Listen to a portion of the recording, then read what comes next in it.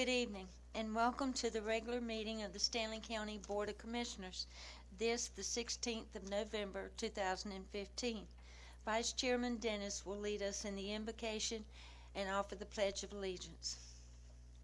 We'll do a little different tonight. I want us to all have a moment of silence in silent prayer, and please remember all the people in Paris and all over the world where these crazies we've got running loose and don't mind detonate bombs on themselves. They're all over the world. I mean, they just reign with terror. So let's bow our heads in a moment of silent prayer for that.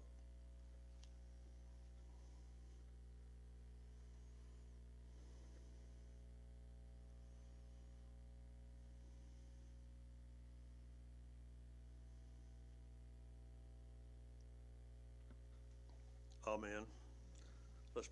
Now we'll do the Pledge of Allegiance.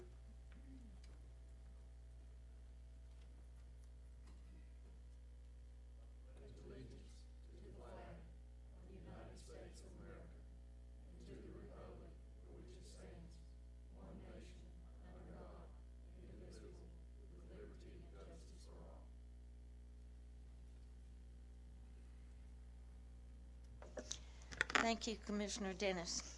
Our first item is our SCUSA Transportation, our presenter. Oh, excuse me.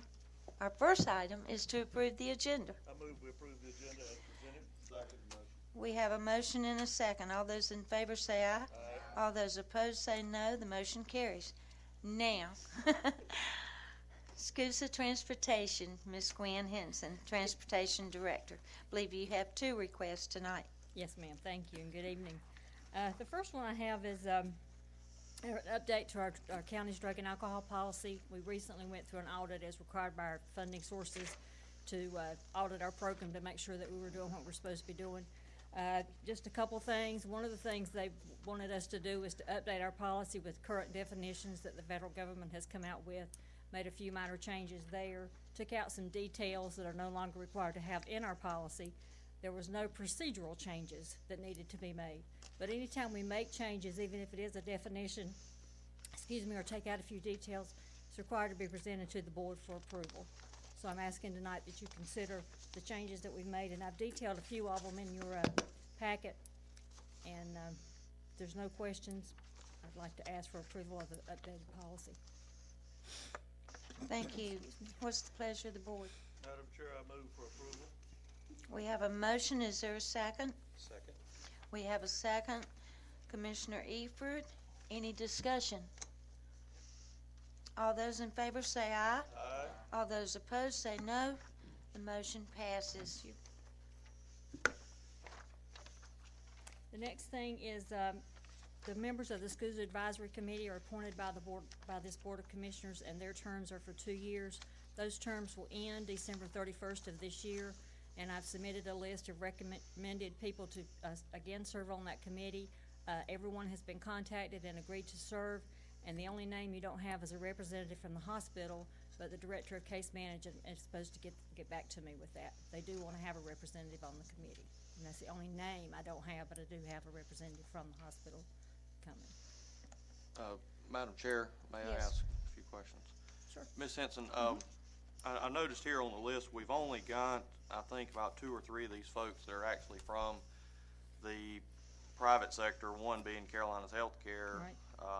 1 or 2 of the others, I believe Daymark and Monarch, are actually nonprofits. Is there a particular reason why we don't have anyone from the private sector, or just didn't have the interest? I've not been able to have anybody interest to serve. Okay.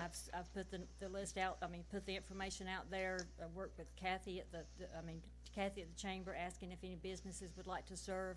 I've asked my committee members if they would, of anybody that would like to serve, and have had nobody with interest come forward. Okay. Be glad to have anyone on there if you know someone that would be interested in serving. Be glad to have them. All right. So we can always add to this list at any time. All right. Well, I certainly would think that having some private citizens on there from private business would be a great thing. So I would right now move to have this tabled until our next meeting to see if we could get some interest of some folks from private business, and we'll take this back up at our December meeting. We have a motion to table this item. Is there a second to the motion?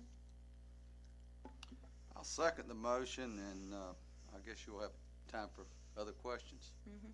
Okay. Okay, we have a motion and a second. Any discussion? I do have a couple questions. Okay. As far as the members that are recommended to serve on your board, how many of these names are new members that have not served before? There's just a couple. Dr. Griffin with the schools have only served for one term. Robin McCree, she's going into her second term.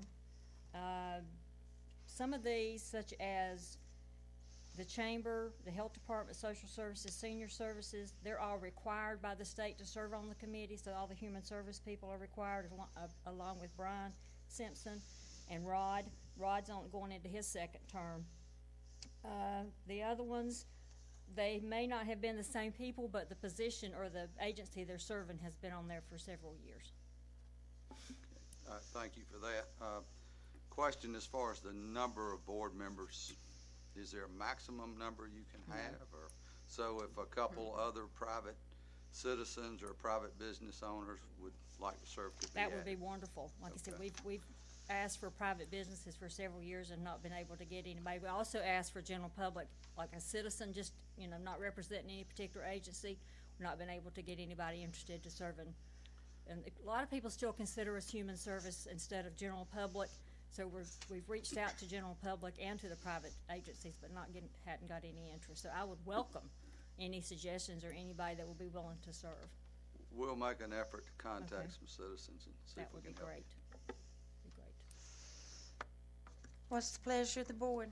But one thing I just want to point out, I think, didn't we vote on a policy where we weren't going to appoint board members, commissioners to boards where they weren't,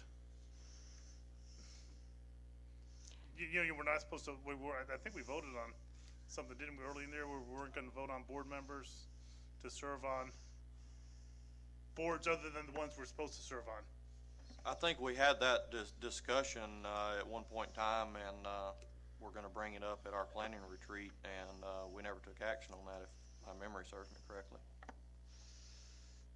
I don't think we're asking for anybody up here to serve on this one. Well, I may be mistaken.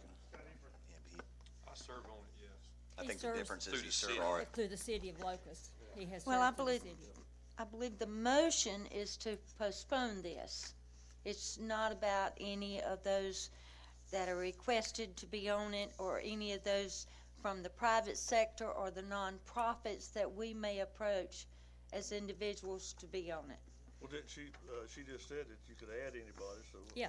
we don't need to Like I said, postpone there's it. no We can go ahead and maximum approve number of these and people add to more. serve. Okay, I think we're ready to call for the question then. All those in favor to postpone the recommendation for appointments to the SCUSA Advisory Committee, say aye.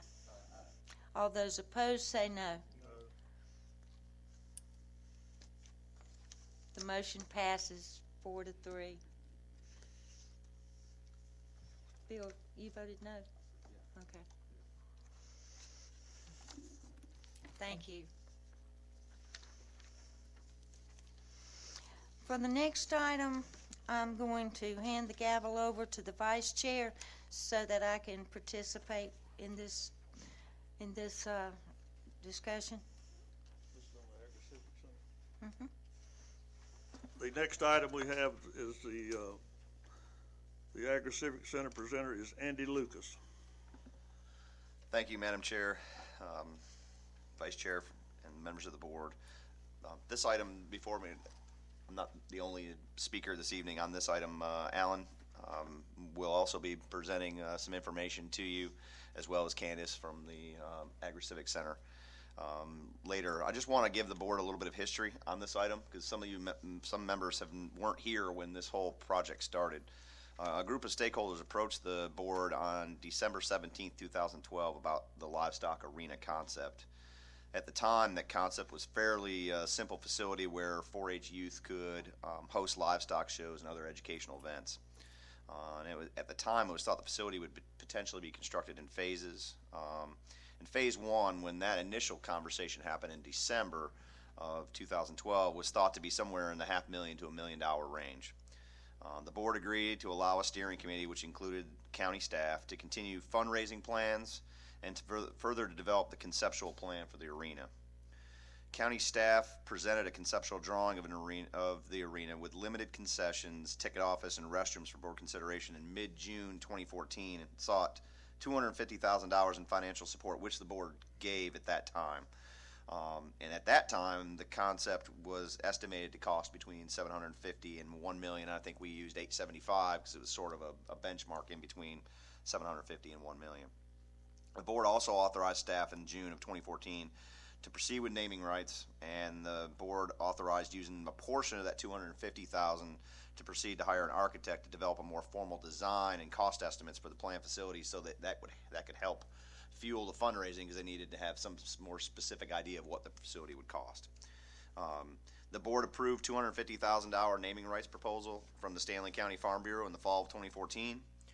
And since the summer of 2015, the steering committee and the architect have met to further develop the concept for the plan of the arena. The scope of the current project appears to have gone beyond sort of what was initially presented to the board, both in design and cost, from what the board sort of supported in 2014. So as staff, we felt it was imperative that we brought this back before you for additional consideration. What we don't want to do is proceed down the process of some design and doing construction documents, and then coming to find out that we can't afford a certain facility, and then having to say, no, we can't afford that, and go back and change the design, and then thus change the construction documents, which is probably in the range of $20,000 to $25,000, maybe even $30,000 just to change the construction documents. So we don't want to spend that money twice. Staff doesn't feel that would be a good budgetary decision to make. So we wanted to bring this back to you. Obviously, the increased cost and scope of the facility is going to have an impact on ongoing operational cost. If it's a larger facility with more HVAC, more surface area in the arena to support and maintain, it's going to increase your cost ongoing, not just the initial capital cost, but the ongoing cost, which to me needs to be factored in any capital decision that the board makes. You need to understand what that ongoing impact is going to be on your financial budget, because we haven't seen a tremendous amount of growth revenue. We do have pressure from the schools, we have pressure from economic development, we have pressure on public safety and other areas of your budget. So it's important that we don't make decisions in a vacuum on a cost. And so the ongoing operational costs and upfront capital costs of the currently proposed design, which you'll see from Alan in a minute, appears to go beyond what was initially presented, and so thus we need additional direction from the board tonight. Just as information around that capital campaign, essentially $547,000, a little over that, has been committed to date. And that includes the $250,000 from the board, $250,000 from the Farm Bureau, and $25,000 from the Friends of Ag Civic Center, $10,000 from the Cattlemen, $10,000 from the Convention and Visitors Bureau, and $2,500 from a private citizen. And so that's, there's still a gap there, obviously, between a $1 million facility and that 547. There would certainly be a gap if that facility, what Alan has going to show you tonight, which appears to be probably somewhere in the range of $750,000 of $1 million to maybe even $1 million more than what we initially thought. That gap's going to even be more significant. So wanted to bring this back to the board, allow you to ask questions, seek feedback. Certainly there's a fair amount of support for a facility of this nature in our community. Certainly the agriculture is a fairly significant driver of economic development in Stanley County. So this project has a tremendous amount of merit, but at the same time I think it's important that before the board proceeds down a road of building a capital project, you understand, one, what can we afford from a capital perspective and the outlay of one-time money, but also what can we afford ongoing in terms of the maintenance and upkeep of facility. So with that, I'd like to turn it over to Alan and let him sort of give you an idea of what the concept has sort of grown into, and he can show that. And then if Candace has, or if you have any questions of of Alan or Candace, they'd be more than happy to address any of those questions. And then also there's members of the steering committee that have been working on this project here this evening, and certainly I'm sure they would be more than happy to address the board if they were so called upon. Excuse me just a second.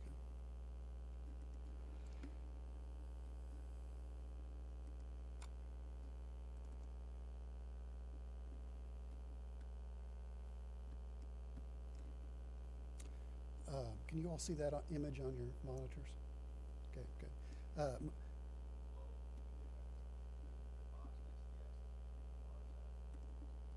we go. My name is Alan McGuire. I'm an architect in Locust, and been working with the AgriCivic Center Committee since about 2012 on a part-time basis. What I've got to show you tonight is an expanded scope, as Mr. Lucas discussed with you, and as we have begun the process of actually designing the building and working with the existing site, which is just behind the current facility, the AgriCivic Center, we've encountered in our cost estimating process some fairly significant increases in our dirt costs. You know, the site we're working with is fairly hilly, and as Chambers Engineering is estimating, we're moving approximately 25,000 cubic yards of dirt to put this type of a facility on that property.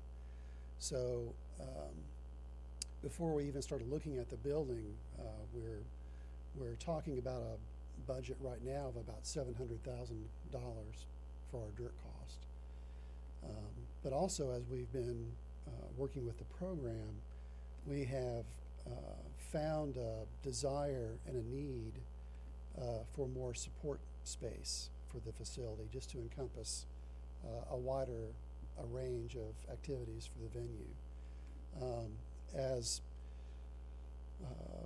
similar to the original rendering that was presented in 2014, it still contains the restroom and concession and ticket facilities, and these are these spaces up front. My little arrows dancing across that screen right there. I've left the roof off this back piece.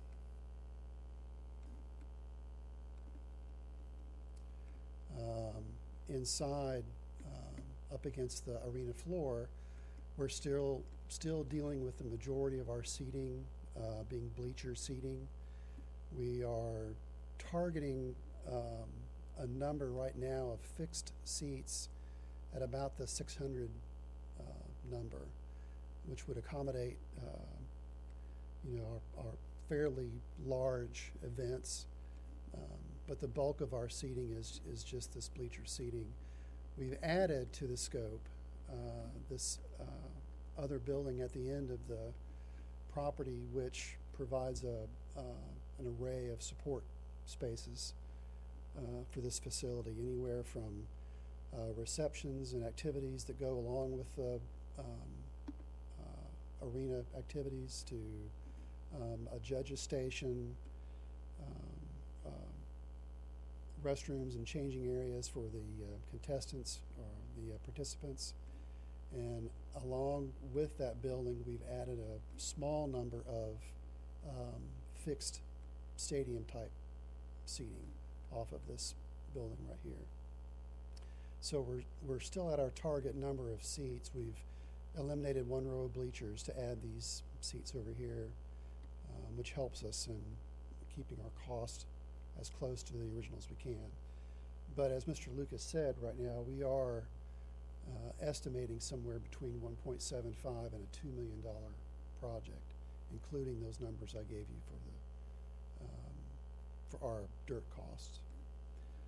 So if this isn't real clear, I'm going to spin this back around. So this is the new facility. There would be, I'm sorry, let me back up a little bit. Up in this area is the existing AgriCivic Center. These 4 parking bays are what are the existing parking that currently exists. We're tying onto that, keeping the entrance drive that exists there now as our main entrance drive. And then we've filled in the balance with new parking. There's about 150 spaces here. We've got about 20 to 25 more spaces up here, and that would complement the existing parking of about 200 that's behind the building now. And we're talking about doing a sort of a loop drive around the building with an area, a large flat area behind for trailers and unloading horses and cattle, staging, that kind of a thing. I'm moving really quickly, but I could take any questions at any time, so just jump in.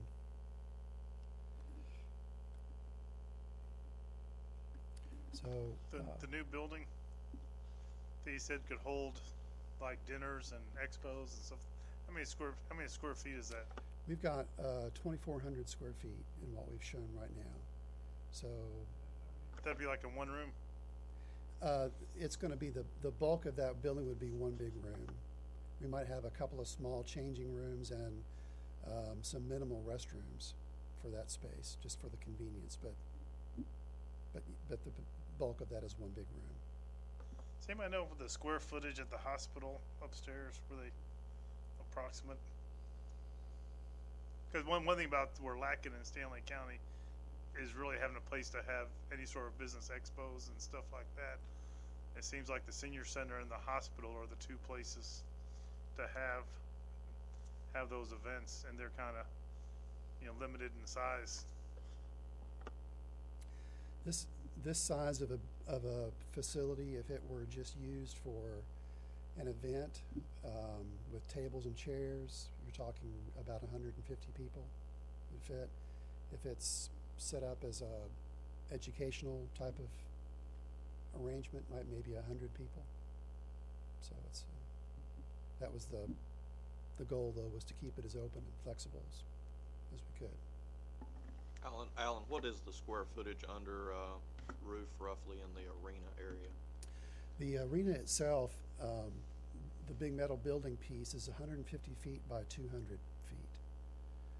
And we've got about another 2,000 square feet of support space along the long side of that, between the restrooms and the concessions and the tickets.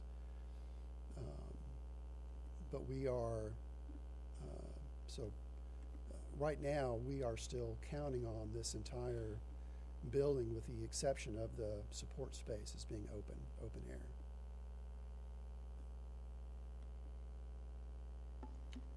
Alan, the original budget was, tell me what the original budget for the center was. We were looking at in that 875 number, which is what came up quite often. And that's when we went through and priced the metal building piece, and then some somewhat smaller square footage for bathrooms and concessions. We've bumped those up a little bit, but not significantly. The reception space is what I'll call it. What does that add to the? Around 250,000. And then but the bulk of our number right now that we've added is the grading number, is our dirt number. So.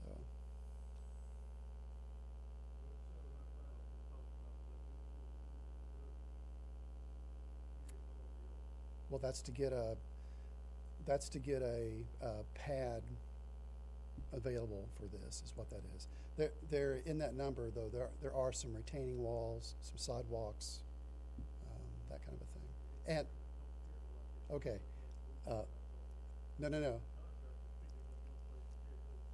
no, and the parking. It includes the parking. So we are looking at having. We're trying really hard to balance the site, but it looks like we're going to have quite a bit of dirt left over. So, we continue to massage the level of the arena floor with the perimeter of that. We're trying to, every foot we save on that arena floor saves quite a significant amount of money in our grading costs. So we're still working with that right now with Chambers Engineering. Alan, I don't necessarily have a question, but I've got a couple comments. I'd certainly like to compliment the Friends of the Agri-Civic Center for the Ag Day that was put on. There were certainly a lot of people out there, and I've been the past 2 years, and it was a great event. I have had some folks approach me concerning this project over the last few months, and I think that the direction you guys are heading is certainly addressing some of their concerns. Their concerns were, if you're going to do it, then let's make sure we get it right. And the new addition on the end there, I think that space would be utilized as much as anything would be there. Several of the conservation events that I go to throughout the year around Stanley County, Ducks Unlimited, National Wild Turkey Federation group, those groups would certainly love to utilize something like that. I think they've been at the Agri-Civic Center before, and I think the setup was just not the best setup the way that things are now. And there's at least 300, 350 people at those events. So, I like the plan.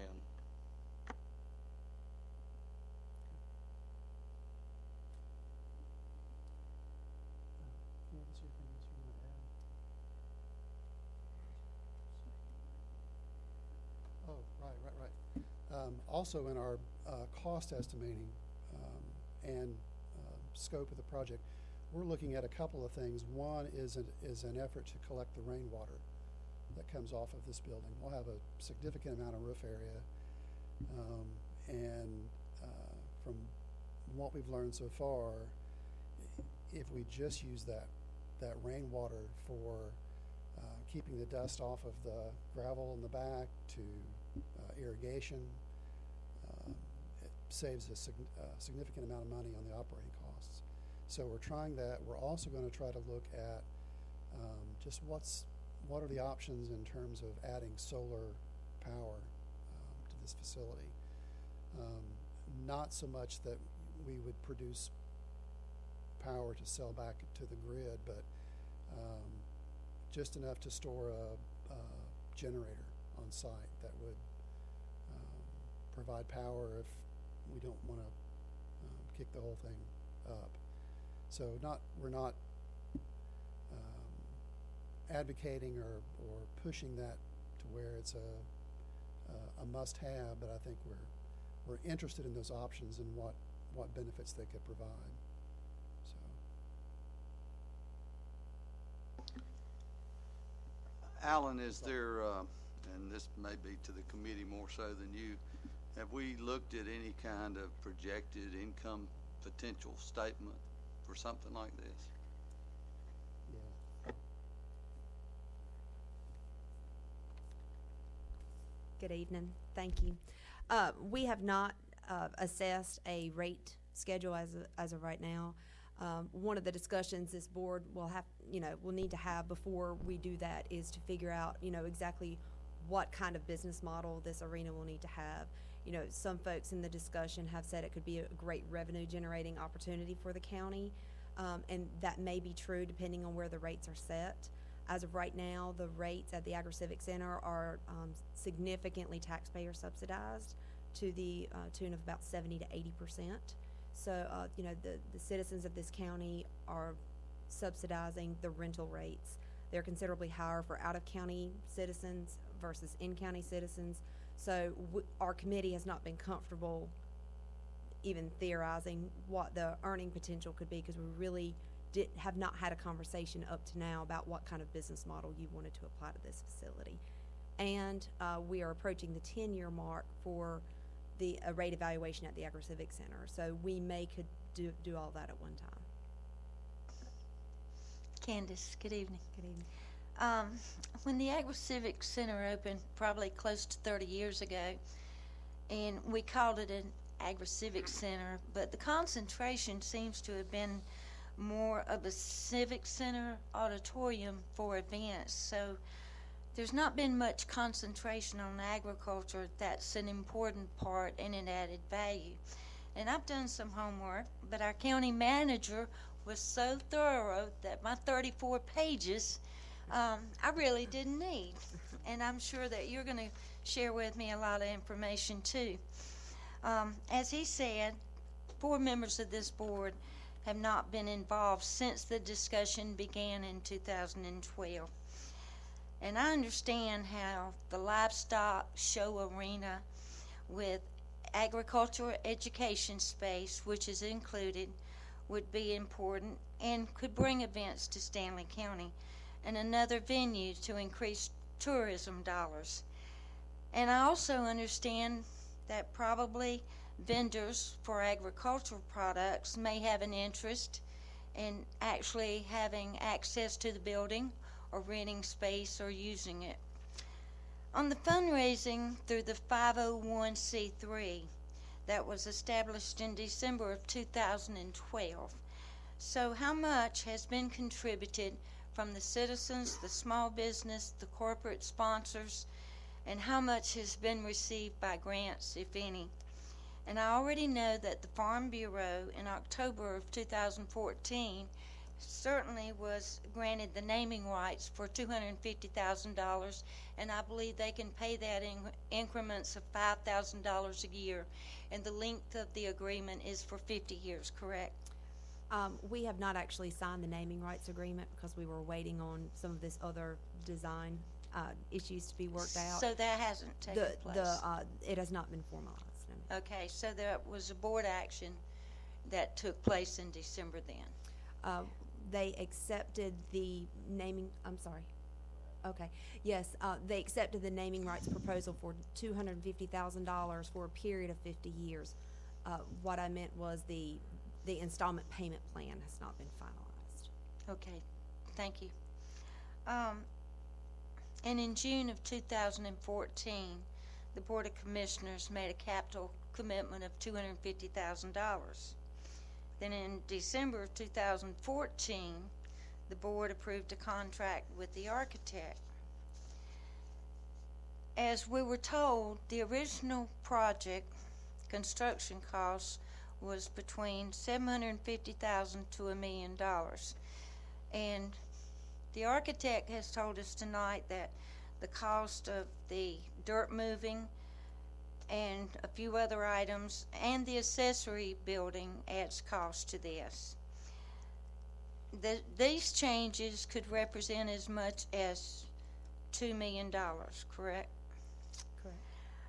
Can you provide the board with the adjusted estimates? We had this presented for the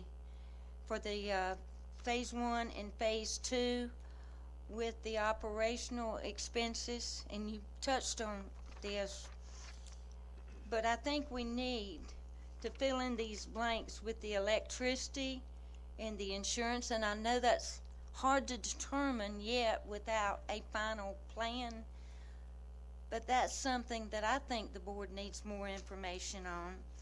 And last, would there be any need for any additional staff for either full-time or part-time for this Agri-Civic Center Department of a Livestock Arena? Now, thank you for listening to me, and certainly you can answer my questions in the near future, but please know that I do support having the livestock arena, but I just need answers to some of these questions. And before we go forward and incur additional fees or costs for design, I think we need to have these answers and know exactly where we're going and take it step by step and not be putting our cart before a horse. Thank you. Sure. Would you like me to partially answer any of those questions for the benefit of the board, or should we have that discussion at a retreat or a budget workshop in the future? How would you like to move forward? I'll leave that up to my fellow board members to tell you what they like. I'd love to hear you elaborate on some of that. I can elaborate on some, and with the permission of the board, I'd like to invite any of the committee members to come up and, certainly interject, because they've been intimately involved with this as well. The original concept of the show barn, basically, was in phase 1, as Chairman Louder indicated. And the original concept was going to be a 2-phase project. Phase 1 was going to be the show barn. The committee arose out of a core group of stakeholding individuals that represented the Stanley County Youth Livestock Council, the Stanley County Cattlemen Association, Stanley County Cooperative Extension, and a couple of representatives from the Friends of the Agri-Civic Center. On the heels of a very successful Stanley County Agri-Civic Day, I believe at that time we were in our 3rd successful year. The livestock shows were tremendously successful. We felt like the citizens of Stanley County and the participants of Agri-Civic Day needed more than just a tent for the show area.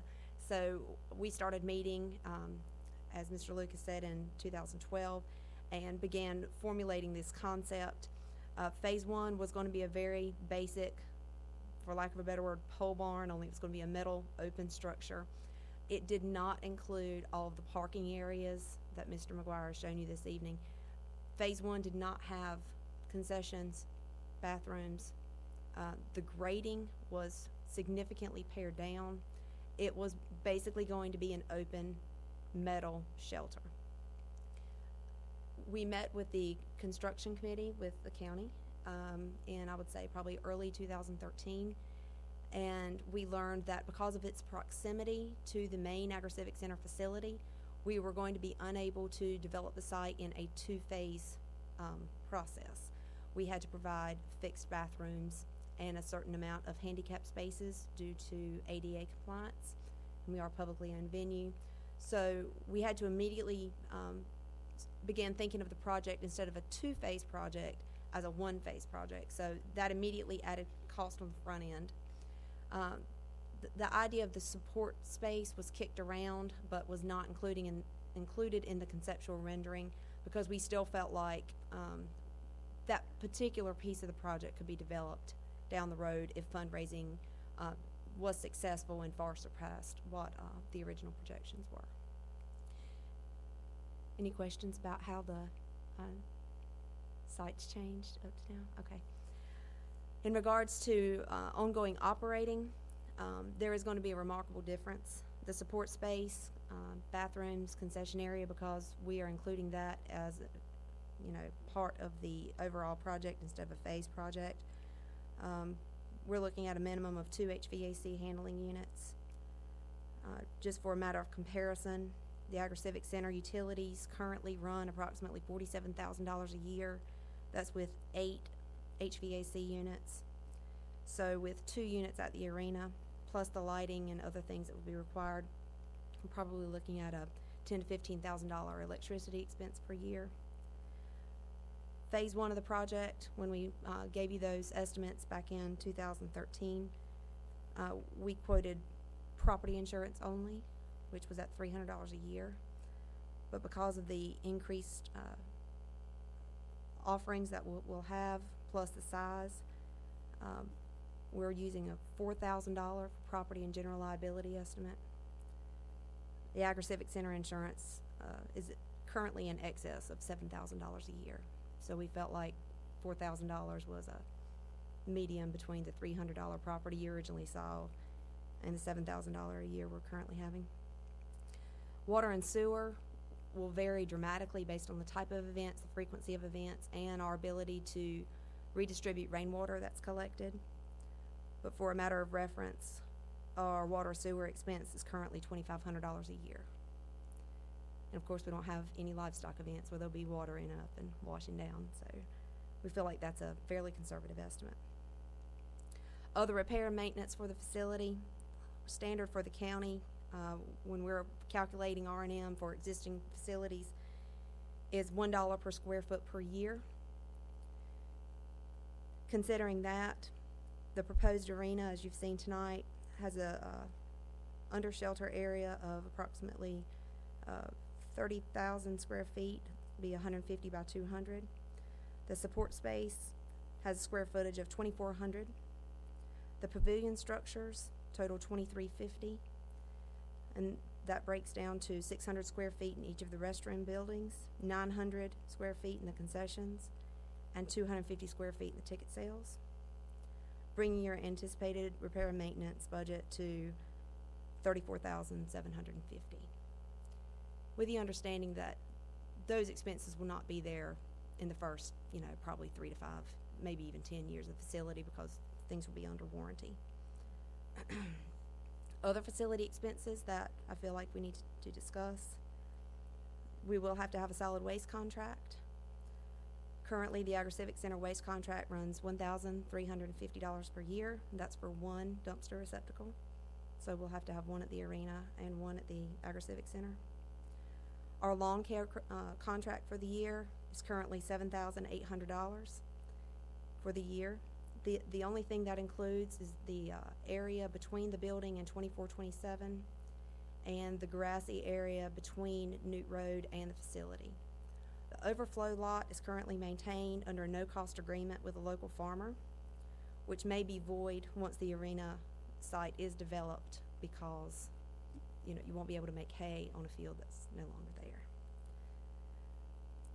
Those things considered, if the lawn contract is doubled and the solid waste contract is doubled, we're looking at a $9,200 a year ongoing expense. Housekeeping supplies are nominal but should be mentioned. We currently use between $2,000 and $3,000 a year in janitorial supplies.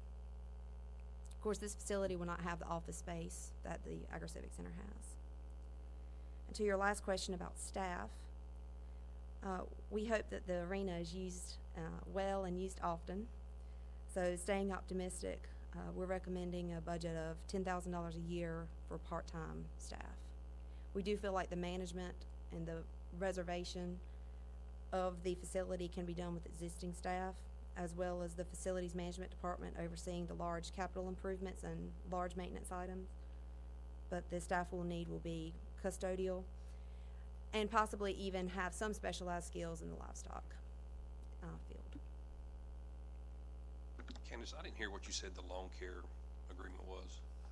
Currently, for the Agri-Civic Center, it's $7,800 a year. We do not bid that separately. That is part of the contract that is negotiated by the Facilities Management Department. So that is our piece of that. Candace, I'm going to go back to revenue again. What kind of opportunities might the county have with this as far as events? I would like to invite our committee to the podium, if that's all right with you, to discuss some of their vision. I do believe there's an opportunity and a need for educational space, which is what I approached the board about 3 years ago now. There is a gap. It will significantly enhance the programming that Cooperative Extension is able to offer, not only for Stanley County, but for the region. I do strongly believe that. Some of our committee members made a site visit to the facility in Lumberton and said the floor was, very compactable, and you could host wedding receptions and anything else you wanted to under cover. And in our climate, you could realistically do that 8 or 9 months out of the year and still be comfortable, even with an open shelter. There is enough room under shelter for all types of livestock events, not just equine, but also equine, bovine, all types of livestock. Rodeos we're not sure about. A little bit more research needs to be done about that, also in regards to the liability that the county would incur. All of that would have to be looked at when we develop the business model and set restrictions. Curtis or Reggie, would you like to add?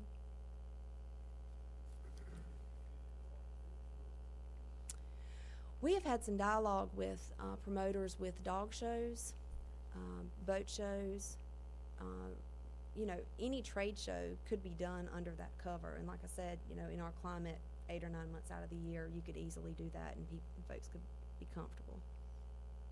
Is that dog shows like sporting dogs? Okay. Yeah, good evening. I'm Curtis Spur, local farmer, and when we got started talking about this thing,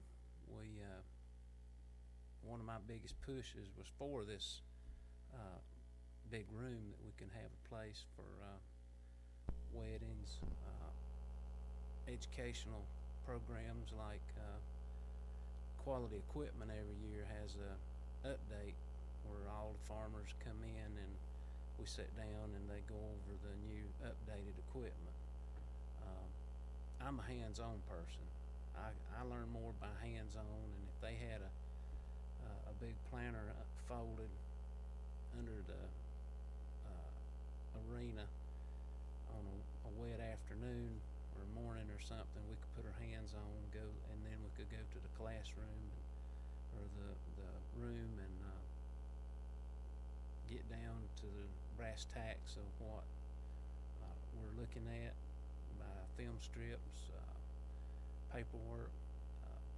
Right now, we're having Tri-County, Stanley Anson and Union has a Tri-County meeting every year with new chemicals coming out, new seeds.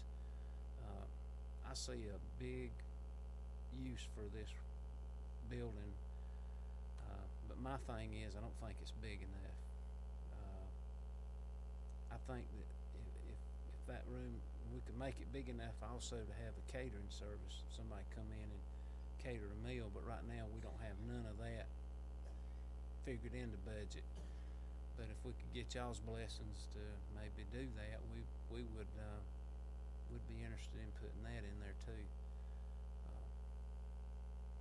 I'm open for questions too. So the additional reception room, Curtis, I understand you could not cater in that facility? At this point in time, no, it's not figured with no kitchen area. So, I mean, meals or anything couldn't be served? It would just, You wouldn't be able to prepare anything there, but they, you know, like Greens could come in and they could use the facility. They wouldn't be able to cook inside it, that kind of catering.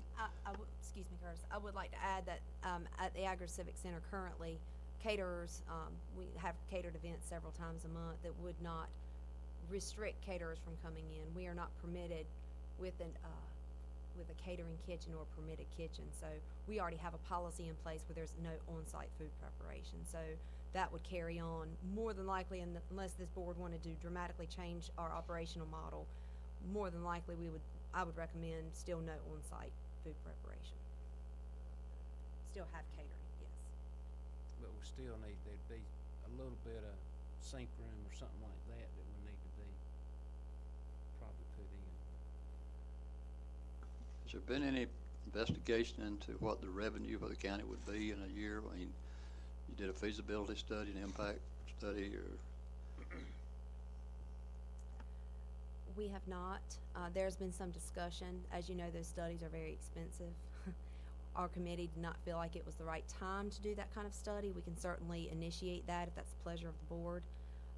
We are working with very limited resources, as you know, and we did not want to burn through the $250,000 commitment that the board made two years ago on studies and speculation. So we could certainly do that. I don't know what that would cost. I've heard $50,000. No. I don't think it would cost that much, but I would say somewhere in the $15,000 to $25,000 range probably. And we reached out to NC State to see if they would be willing to assist us in doing some sort of financial impact analysis, what kind of impact it would have on tourism revenue. You know, just as a matter of comparison, the Civic Center brings in about $40,000 a year in revenue, and so if this facility did $40,000, that's what you're looking at. It's probably it won't cover your operational cost, and so, but it comes down to how important do you view this is this, we subsidize the Civic Center with taxpayer money significantly at the current time. And if you're okay with doing that beyond into the livestock arena concept, then, that's a decision for this board to make. It just as staff, I think it's just our responsibility to make sure you make an informed decision and you're good with that, and knowing that the budget has to increase and that's going to require difficult decisions when it comes to adding staff or resources for public safety, education, when revenue's not growing significantly. So there potentially could be difficult decisions to make with existing services that you may have to be cut back if the board's not willing to entertain any new revenue options. But it does seem like that there's a possibility or a probability of some revenue may be short, but that's one of the things that investing in the study could give us and enlighten us. It certainly could, Madam Chair. I think it could give you an idea of if there's a gap. You think about studies that show, where revenue is leaving your county and what, where you could, invest in new businesses where money's leaving your county now. It could be, if the new businesses was started, that money would be, that new business could be profitable based on what's leaving your community. I think it would be important to kind of get an analysis of what facilities are like this in the region or even in the state. What types of events would this be attractive to? And so I think some numbers could be put to what kind of revenue this would generate, both from offsetting direct revenue to the county in terms of offsetting operational costs and fees, but also what kind of additional revenue and sales tax that type of volume of visitors would generate. And then obviously you have Convention and Visitors Bureau with heads and beds, potentially, just depending on the event. There may be a lot of one day and these folks would come in just for the day and probably wouldn't spend the night, but there may be events where folks would spend the night and then that money would find its way back into the county in a small way. The majority of that money would end up with the city of Albemarle, based on the current allocation of the hotel motel tax. So, but I certainly think that the revenue would probably go a long way to offsetting the operational cost of this facility, if you can find a way to afford the capital cost. If you have to borrow money to get to the $2 million or beyond, then I think that presents a challenge, because then you're in a situation where you not only have to cover the operational cost of the facility, you have to cover that debt service on an annual basis too. Are the fundraising efforts still ongoing? Yes, ma'am. Okay. Our committee meets about twice a month. One of the hurdles that we are approaching now, our committee feels strongly that there is some low-lying fruit with other naming rights opportunities within the complex. We've identified several areas, including the grandstand seating areas, the new stadium seatings, the pavilion area, the ticket office, and of course the support space. With the Farm Bureau arrangement as a precedent for naming rights for the entire facility, I don't expect the nameable spaces to make up the gap that we're looking at, or even $500,000 of the gap. But I do think that we'll be well into, approaching the 100,000 to maybe 150 to 200,000 for other naming rights opportunities within the complex. But we have to have a design before we can move forward with that, so we can inform folks and put out the RFP about the square footage of the areas that they're bidding on. Back to that cart before the horse, I understand. I think the facility's,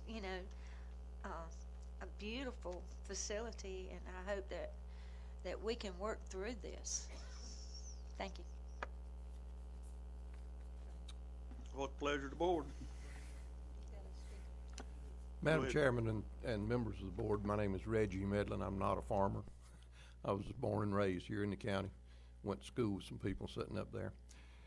The one thing that we would like to make the board aware of is a strong belief on behalf of the Arena Committee, which is what we kind of call ourselves, is that we have not approached the private sector to this point to assist us in funding this thing. We feel like that there are monies out there, that there are people who would be willing to donate. Stanley County's largest business, I believe, at this point in time is agriculture, as far as I know. And we feel like there's some agricultural support type companies and folks of that nature that would be willing to donate, in conversation with some of the local farmers also, who we don't need to name yet. But we feel like that there's significant opportunity out there to raise funds from the private sector to help offset this. Also, in speaking with some other folks, there are some people willing to make, I guess the word is in-kind donations to help us with things like getting the water lines up and those kinds of things. So I think we were all taken a little bit aback by the what Alan terms the dirt cost. I know I was surprised that it was going to run that high. But hopefully, with the assistance of the private sector, we can bring the county something that they'll be proud of for years to come. Thank you very much. Mr. Medlin? Question, thought, I mean, have you discussed possibly a wall of, it might be a wall of donors, $1,000 nameplate? I'm just throwing some we things have, out. Mr. Lawhon.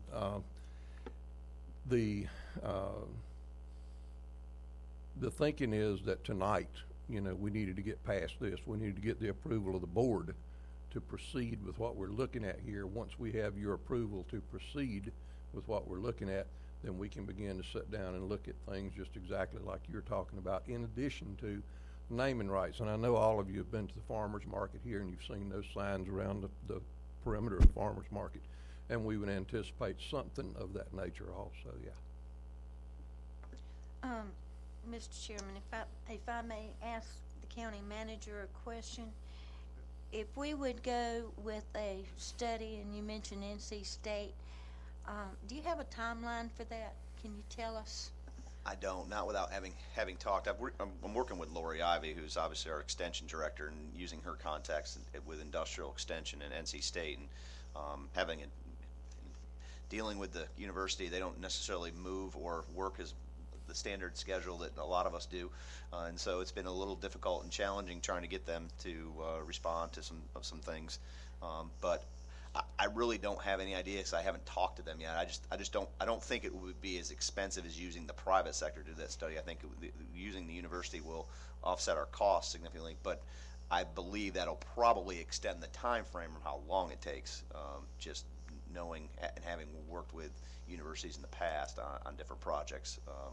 So I really don't know. It could take 3 months. It may take, I don't think it would take 6 months, but I would think at least 90 days to complete that. And if it were a private sector firm, the cost, an estimate, rough estimate? I really don't know. I mean, I just know from our other studies in the past that we've done, they seem to run in anywhere from $15,000 to $50,000, just depending on the scope and what it is. But so I really don't have a number. I just think we could probably get it done for somewhere in the $15,000 to $25,000 range. I wouldn't think it would be excess of that, and certainly it's going to come back before you all, because we're going to have to appropriate the money from somewhere to do it. But I would find it hard to believe that a study of that nature would cost in excess of that. If I might make one final comment. We looked back at the last meeting that we had of the Arena Committee. These discussions began in 2012. It's been going on a while. My personal hope was that we'd have a building out there by now, and I understand wheels of things turn slow, and we're talking about some money here. But I told Candace a while back, I do hope I'm going to live long enough to see this thing built, because I think it'll be a great addition for the county. Thank you very much. Mr. Vice Chair, I've got a couple points. I guess a couple points I would like to make. As I mentioned earlier, I think it's a great design. I think it's a great plan. I don't know if it'd be possible, but I've heard some reference to a facility in Lumberton. Maybe we could talk to them as far as the study that we're having a conversation about, to check and see what sort of revenue they are incurring there, to see what's available. Second point, I think this board, we have a lot of things that are on our agenda coming up, and lots of areas that need attention and assistance coming up in this budget year. I think that the $250,000 amount so far that we have agreed to commit is a substantial commitment, and I certainly know that all you guys are appreciative of that, but going above and beyond that amount in the very near future, I think we would have to err on the side of caution, very much so. So,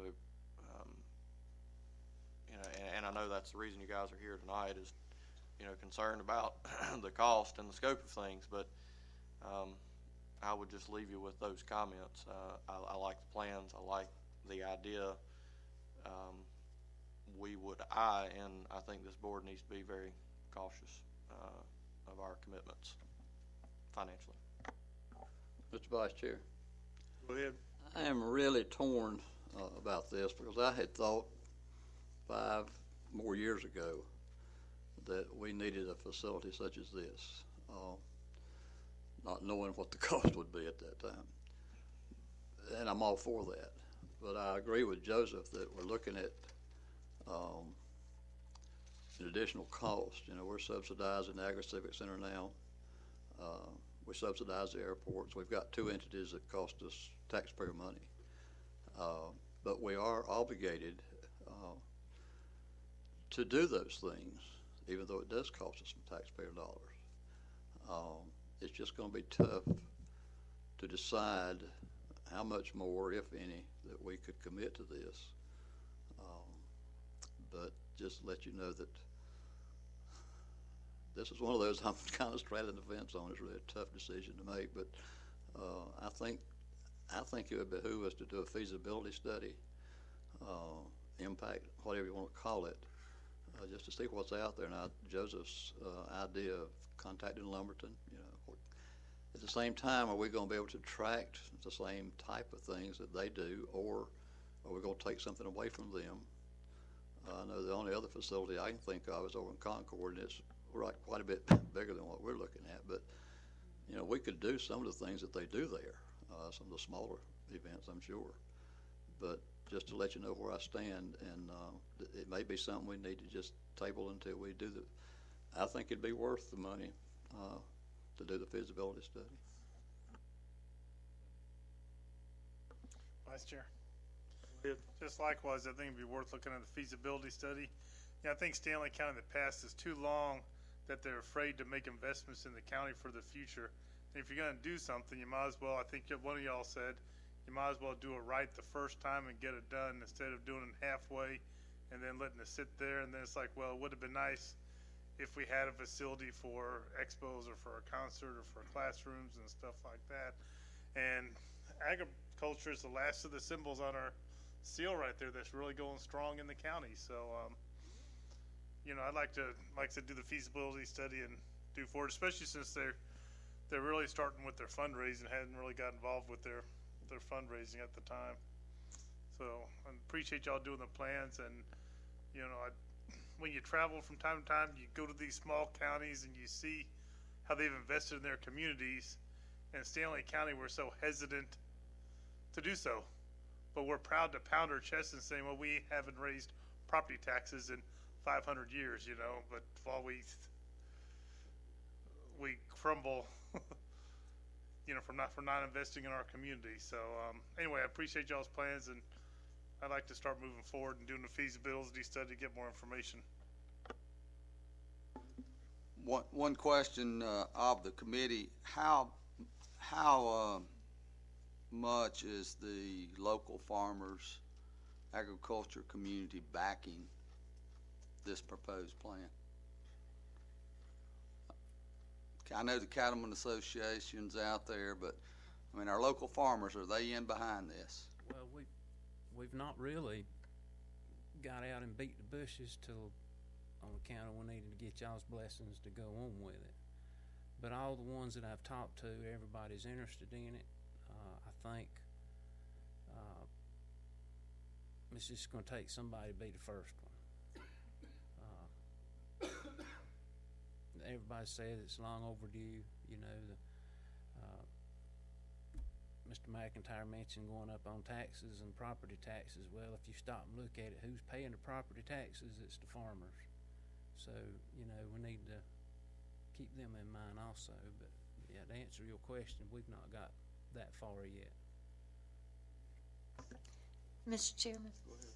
Yeah, I don't like feasibility studies. I don't like delaying decisions. However, with the necessity for a little bit more information for understanding what revenue potential actually is out there, I think we have to move forward, hopefully to have a feasibility study, to have some answers very soon about it, and to sit and work with the manager and work with the community and with our director of the Agri-Civic Center and our farmers like Curtis. I very much want an arena, and I very much want one that we can be proud of.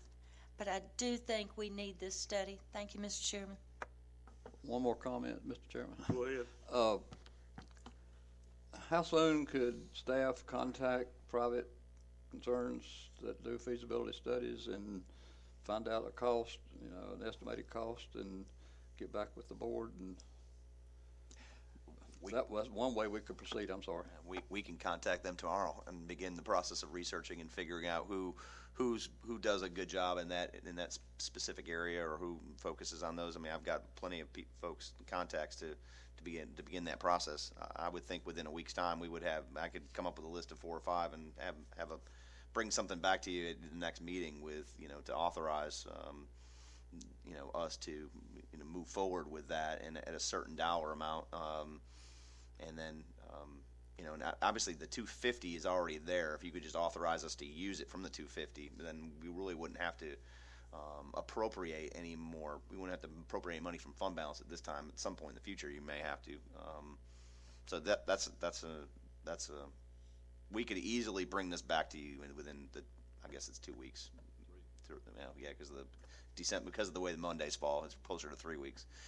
If you wanted it sooner, we could. I mean, we could have a special meeting and you could do it. I don't. It won't take 3 weeks to. Although it may, because I'm gonna have to. If we're gonna do an RFP, I'm gonna have to send out a request. I'm gonna have to give them a week or 2 to respond. And so, but I think realistically, we can bring this back to you on December 7th. I would like to see us table it for a couple weeks to kind of get an idea of what that's going to cost and what's going to be involved. I'd like to make one comment. We're trying to get a feasibility study, and we haven't even nailed down how big we're going to make it yet. Are we going to stick general with these plans, or how are we going to get a feasibility study and don't know how big it's going to be yet? I mean, we're asking for something you can't do. Well, I think we need to go with this plan. I mean, is that what we want? I would think so. If we're going to do it, yeah, it's what we want. Can we afford it? But I would.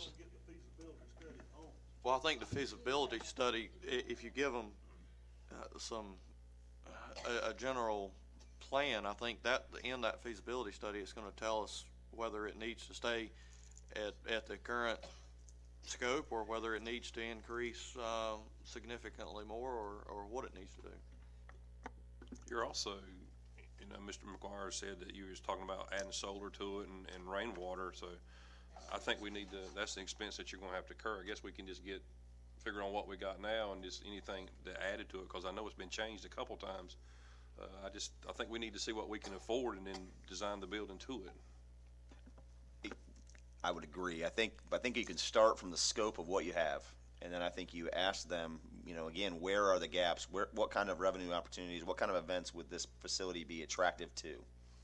And then I think I would agree with Commissioner Burleson that you may find that the facility is not large enough to attract certain types of events that would generate more revenue, and then you have to be, you know, you make the decision for an additional $40,000 in your revenue. Are you willing to incur an additional $500,000 or $1 million? Those would be questions. You may find that the facility as it is plenty big enough, but I think that those are the questions that would have to be that could be answered through a study of this nature. Again, as staff, we'll certainly have no problem bringing that back to you. at the December 7th meeting. What's the pleasure of the board? Do we need a motion on this? Need I make a something? motion that staff, does the, research and, get back with us at the next meeting. Second. Got a motion and a second on the floor. What, any more discussion? Hearing none, all in favor say aye. Aye. Motion carried.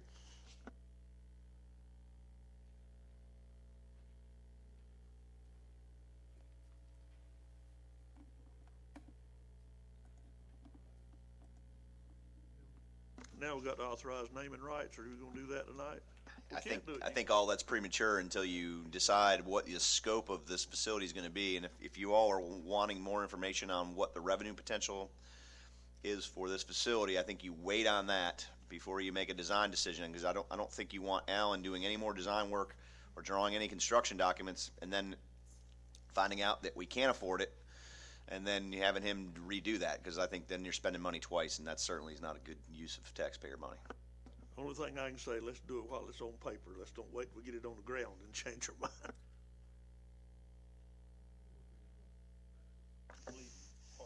Okay. Does that conclude the presentation? Okay, thank you. The next item, emergency courthouse building envelope repair. And I believe the county manager, will you be addressing this? I will, Madam Chair. I'm just making some notes from the previous item. Take your time. That's okay.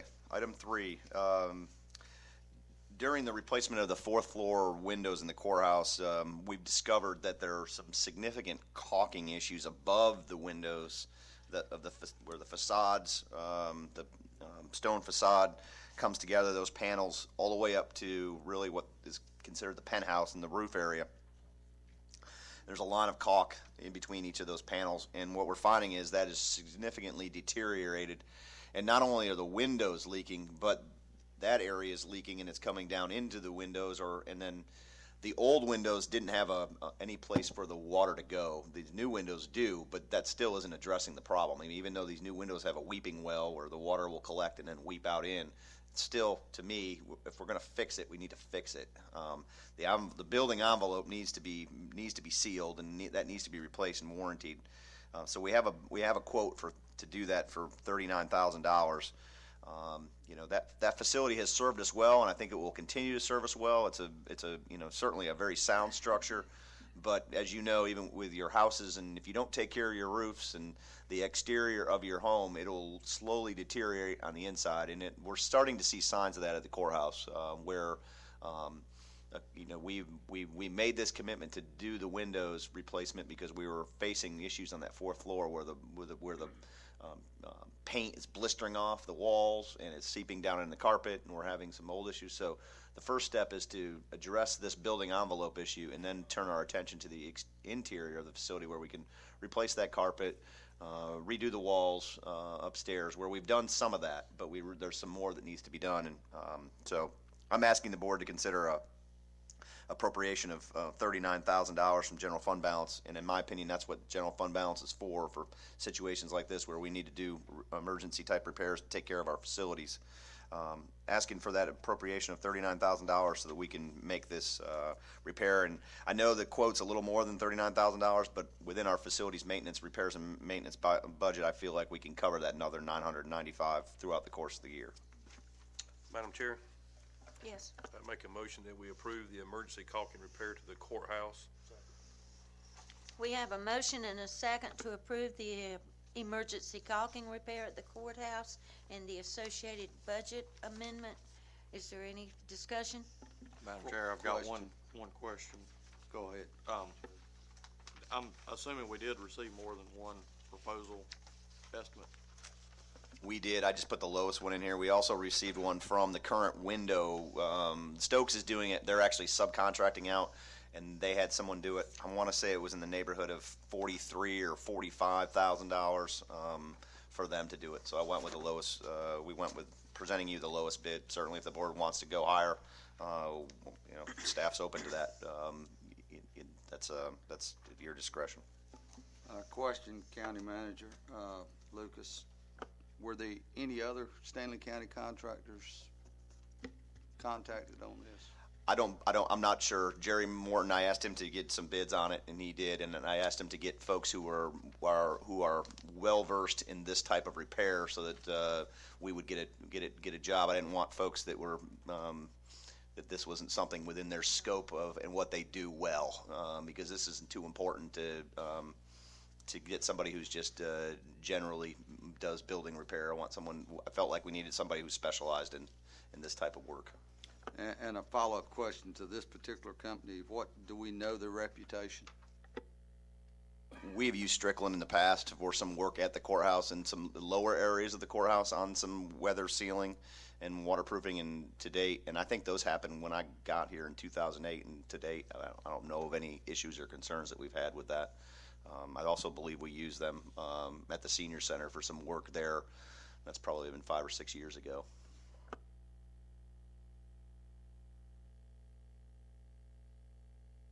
Are there any further questions? Did you make a motion? Did anybody second it? Okay, thank you. Having no further discussion, all those in favor to approve the emergency caulking repair at the courthouse, say aye. Aye. All those opposed, say no. The motion passes unanimously. Next is to review and consider adopting a resolution supporting the special advisory referendum on the primary ballot. You'll find the attached resolution in your file, and it's reaffirmed the board's support of the special advisory quarter cent sales tax on March 15th.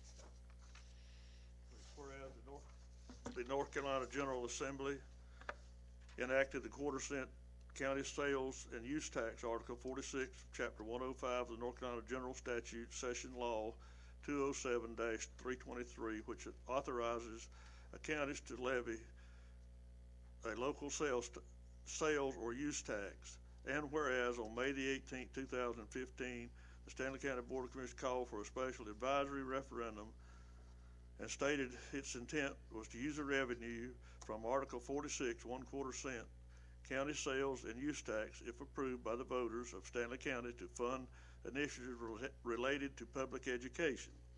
And whereas the additional quarter cent sales tax would shift some of the financial burden associated with paying for educational initiatives to visitors traveling and shopping in Stanley County.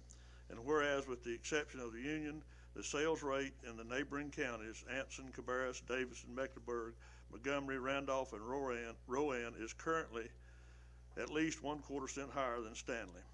And whereas there have been many ongoing operation and facility maintenance needs identified by boards of Stanley Community College Board of Trustees and the Stanley County School Board. Now, it therefore be resolved that the Stanley County Board of Commissioners reaffirms its intent to utilize the revenue for the additional quarter cent sales tax to assist both Stanley County Schools and Stanley Community College with public education related initiatives, and encourage taxpayers to support the passage of the additional quarter cent sales tax referendum. And I'll make this in form of a motion. I'll second it. We have a motion and a second. Any discussion? Yes, Madam Chair. I'll go back to some of our discussions before and the ongoing issue that is underlying here. Currently, the Board of Education here in Stanley County has looks like a proposal that they are heading towards. They're continuing to work on it and continuing to have discussions. I think several board members up here, including myself, stated many times that we are not in favor of Plan A or Plan B that they have, that we further support the community schools that we have. I have several amendments here I would like to be taken into consideration. If Vice Chair Dennis was willing to take those into consideration, that would maybe put some pressure on the Board of Education to honor some of the wishes of this board. I have 5 7 paragraphs I would like for Vice Chair Dennis to consider.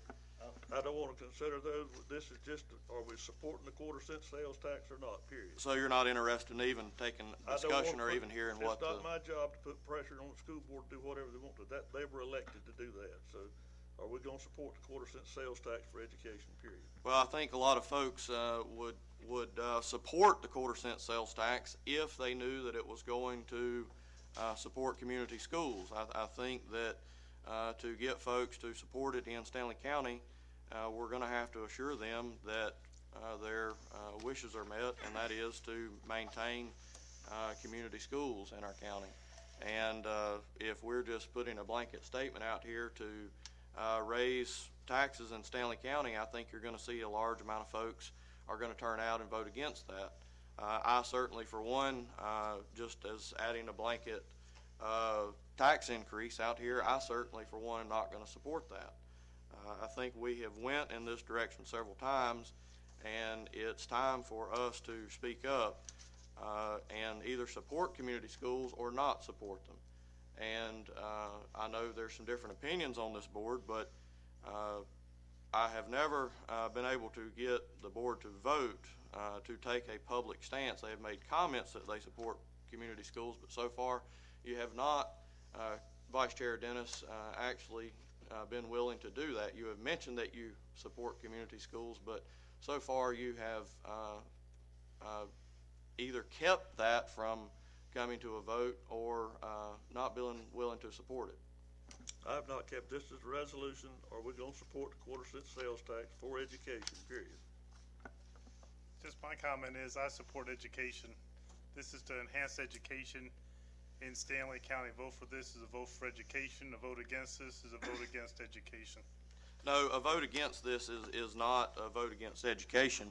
A vote against this is basically stating that you're not willing to have a blanket sales tax increase or a blanket tax increase there, because just giving them more money doesn't make things or make the atmosphere better. Just because you're spending money doesn't help things.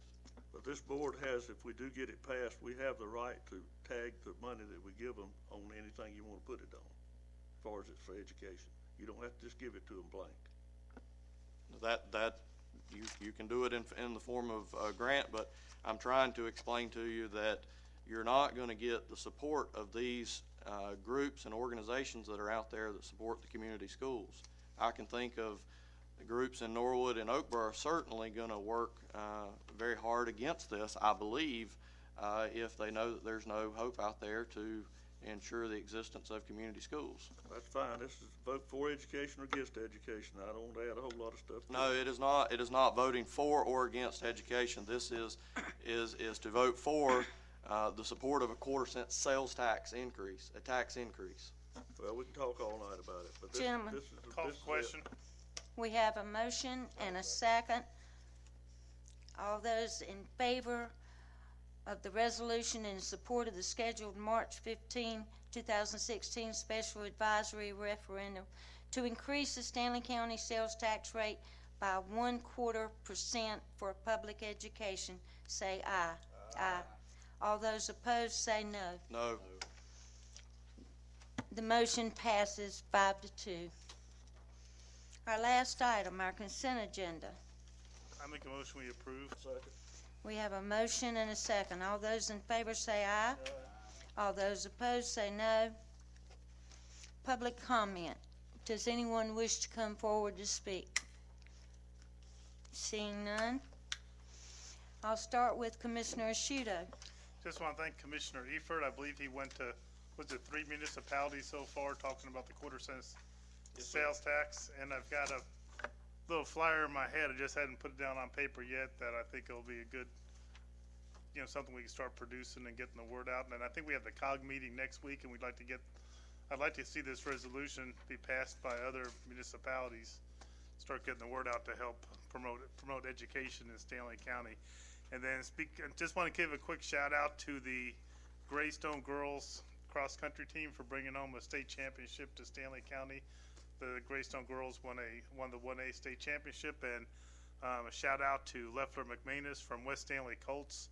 She came in, I think it's fifth or sixth in the state, and she made an all-state runner in 2A. So that's good representation of Stanley County. And I believe the West Stanley girls and the Greystone guys all finished, I think it was either fifth or sixth in the state, North Carolina. So thank you. Thanks to those kids for running the state and doing well. Commissioner Lawhon. Commissioner Dennis. Commissioner Burleson. Madam Chair, thank you.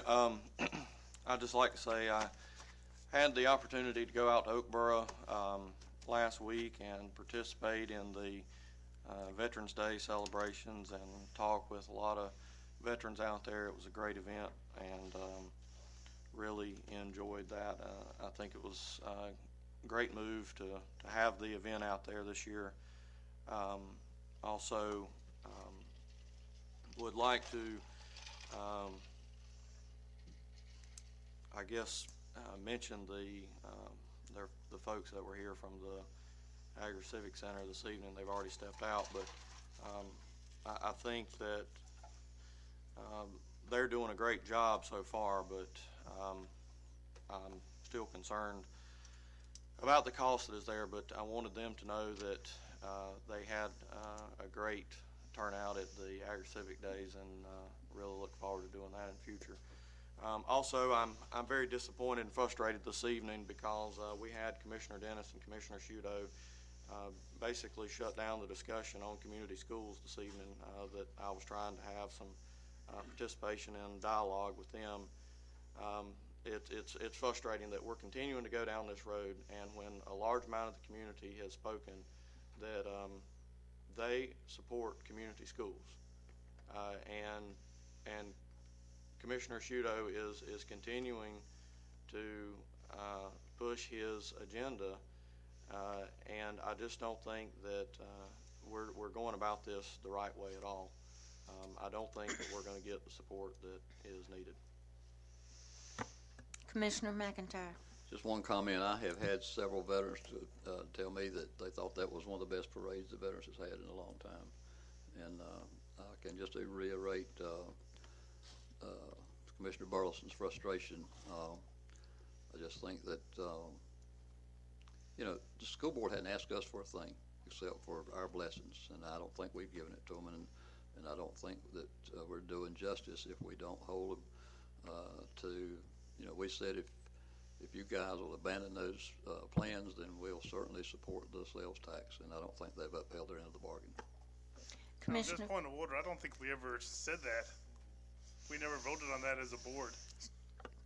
Commissioner Nobody Eford. said we did. Excuse me, gentlemen. Commissioner Eford has been recognized. Thank you, Madam Chair.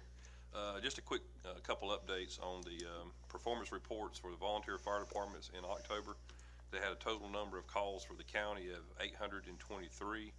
A number of those were fire calls were 157. The average response time is 7 minutes for engine 1, and the number of medical calls for the first responder is 597.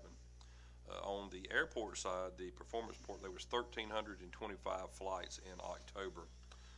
Also coming up, the 28th, next Saturday, is the Locust Christmas Parade. I invite everyone to come out for that. It will be the same route as normal. That will be the Saturday after Thanksgiving at 3 o'clock, and I'd like to wish everyone a happy Thanksgiving. And also I'd like to congratulate Representative Burr for his induction to the Hall of Fame. I seen that yesterday, so thank you very much, sir. That is all, Madam Chair. Thank you. Our next regular meeting is scheduled for Monday, December the 7th at 7 p.m. And gentlemen, we need to go into closed session to discuss a real estate transaction in accordance with General Statute 143-318.11A5. Madam Chair, I make a motion that we recess this meeting and go into closed session. Second. We have a motion and a second. We are entering in closed session. Thank you.